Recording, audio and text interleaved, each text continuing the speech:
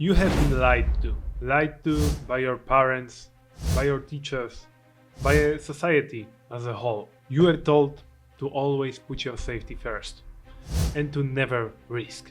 And you, being a good, obedient child, followed their words. Because of this, you are now stuck in prison of fear, just like I was. But I promise you, in this video, I will convince you that taking risk is sometimes really nice to you, or at the very least, you may lose a lot more by staying in place than taking risk. And let's get the obvious things first. Safety is important. I am not telling it is not important. I mean, this is a thing that people are killing each other for. And I mean, it was a scarce resource back then when we didn't have home supermarkets and other like convenience stuff we have now. But nowadays, people are sacrificing their freedom for safety. And it may be not as good as you think it is, this transaction. Nevertheless, it is important, I don't deny it. But nowadays, like I said, people are becoming addicted to safety. People are too afraid to take even the smallest risks, like talking to a girl, asking a girl out, or changing their jobs when they are staying in a shitty job, or standing up to their parents talking about their future, or standing up to their bullies. And yes, it is risky. Sometimes things are risky, but believe me that every good thing that will happen to you in life involves some kind of risk in the mix. There is nothing that is 100% safe.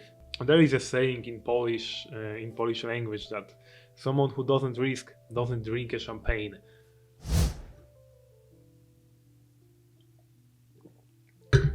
And I'm not telling you to drink a champagne, don't drink at all. It's the best for you.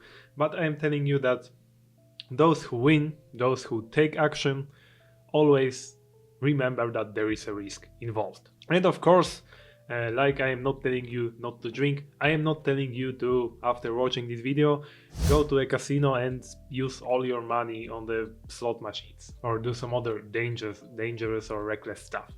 I am not saying that. If you do it, if it's fine with you, okay, do it, but I'm only talking about those risks that you are too afraid to take because you are scared of failure. And things I want to say to you is that sometimes, I mean very often, possible losses that may come from you doing the thing, from you taking a risk, are far less dangerous or far more bearable than those you will face when you stay in place, even in the smallest things. Think about how do you think when you are about to do something scary. I bet you are always thinking what may go wrong if you do the thing. It is like a habit for you, and you are not alone. I mean, I was doing it too, and it is a plague nowadays that people are always thinking, what if something bad happens when I take a risk, when I try to do something scary? But you never, and I mean it, you never think what bad may come from you staying in place, from you not taking that risk. And believe me, those consequences are often far more scary. It is always, if I do X, the Y will happen. Not even may happen. I mean, it may not happen, but you always forget it and you are always in a bad, like negative mood when you are thinking about those things. But never, if I stay in place, Z may occur. And believe me, the state where you are at now, that you think is safety, is not always so safe in the long run. To better understand that, let's look at some examples I created. Example 1, talking to a girl. Very trivial thing, like asking a girl out. If you take a risk, what may you lose? You may get laughed at, you may have a moment of shame, someone may look at you and think, what a douchebag. You may hurt your ego by not being liked by the girl you like, and you will face a rejection. You may face a rejection, which will also get you into bad mood. But in the long run, these things will help you to better deal with these kind of situations when they come again. So they are pretty short term. You will feel bad for I don't know, a day, maybe a week, if this girl was really important to you. But after that, only good things will come to you, like being used to these kind of situations. But if you don't do it, if you don't take a risk, you will face such consequences as no growth in this area, which, like, no growth. If you're staying in place, you're already losing, because there are people who are going forward and you are staying in place. You may risk loneliness because, well, you didn't ask her out. Maybe, just maybe, if she agreed, she could be your wife. Well, you will never know that. You also risk regret, because, let's say, people are often regret things they didn't do and not things they did, because this "what if she said yes" like thoughts will start appearing in your brain and you will feel salty about it. You will also risk escaping into some addictions like porn, because nowadays, in our convenient times, you can suppress all your needs, like need for love and attention, by, like, watching some porn, and this will be devastating to you. And you also risk that the cycle will keep repeating. Every time you will want to say something to a girl, you will want to ask a girl out again. So that's pretty much. And I mean, it's nothing in the, like, first day or a week after you decide not to take any risk, but in, like, years, in compound effect will stack, and it may really destroy your life even.